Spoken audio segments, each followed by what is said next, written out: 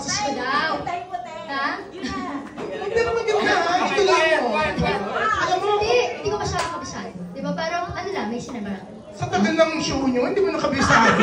Akala ko pa naman, kinakabisado mo habang hinahanap ng diary.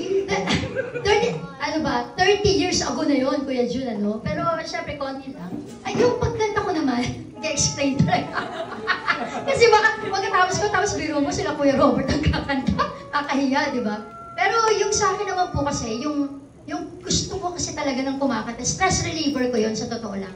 Pag, alimbawa, wala akong taping or shooting sa bahay, talagang yung video naka-on yan. Tapos lalo na ngayon, madali na kasi diba sa YouTube, kahit anong kanta ang gusto mo, hindi na limited, diba?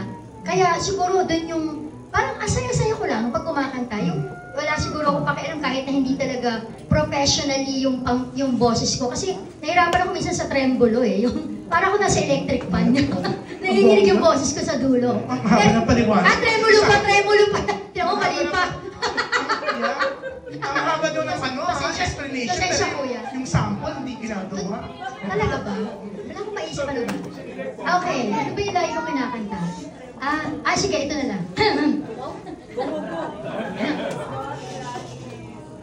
I thought I saw a man brought to life.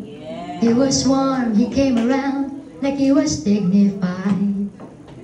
He showed me what it was to cry. Then you couldn't be the man I adore. You don't seem to know, don't seem to care what your heart is for. But I don't know him anymore. There's nothing where he used to lie. My conversation has run dry.